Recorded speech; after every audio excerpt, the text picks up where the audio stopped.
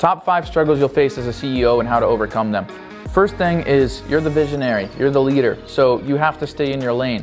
It's really easy as a CEO to micromanage and go into everybody else's lane and want to have control over everything. And while the intent there is good, you got to stay in your lane and you got to hire the rest. So the second part is you got to build a team. You pick what you're good at. You're good at sales. You're good at visionary stuff. You're good at building relationships, whatever it is. That is your thing. You got to hire the rest. So you got to build out operations, you got to build out tech, you got to build out marketing, you got to build out whatever else exists in your scope of business.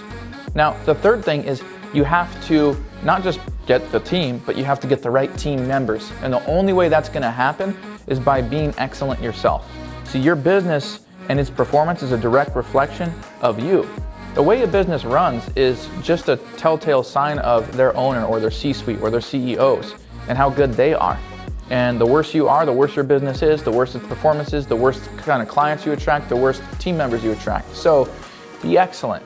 Be what you want to see in your business and what you want to see in consumers of your business. So you got to attract the right team members by being excellent yourself. Fourth struggle you'll face is operations. If you are building out a business, operations are not so important when you're a one-man, two-man, or three-man woman show. But as you start building out, lines of communication become complex. Internal team communication, holding meetings, keeping everybody on the same page, managing in this COVID environment, whether you have a brick and mortar or you're operating digitally, becomes all the more important. And behind that becomes processes for things to follow and for team members to follow. And then it's external facing. How do you operate with the team externally, providing products and services to clients? And what are the operations like with that? What are the SOPs in place?